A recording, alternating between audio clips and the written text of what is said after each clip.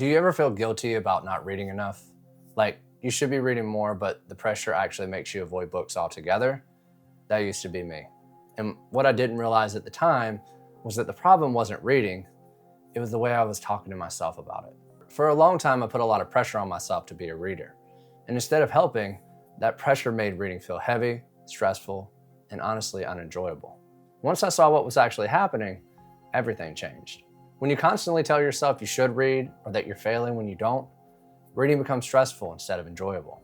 Research in psychology shows that negative self-talk increases stress and cognitive load. When your brain is under stress, it has fewer resources for focus, comprehension, and memory. So the more pressure you add, the harder reading actually becomes. So pay attention to the language you use. Replace "I should be reading" with "I'm choosing to read when it helps me." That small shift reduces pressure and lowers resistance. But that's not the only problem I had. At some point, reading stopped being something I enjoyed and turned into something I felt like I had to do to prove something, that I was disciplined, smart, or improving myself. Studies on motivation show that when an activity becomes tied to external pressure or self-worth, intrinsic motivation drops. Your brain starts associating the activity with evaluation instead of curiosity. So remove performance early on.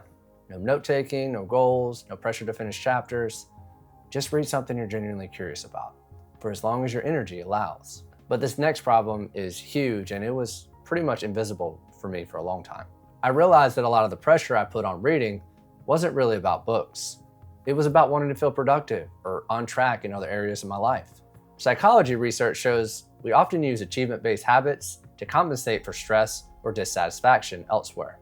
But that turns habits into emotional obligations instead of tools. So before you read, ask, am I reading because I want to or because I feel behind? If it's pressure, lower the bar.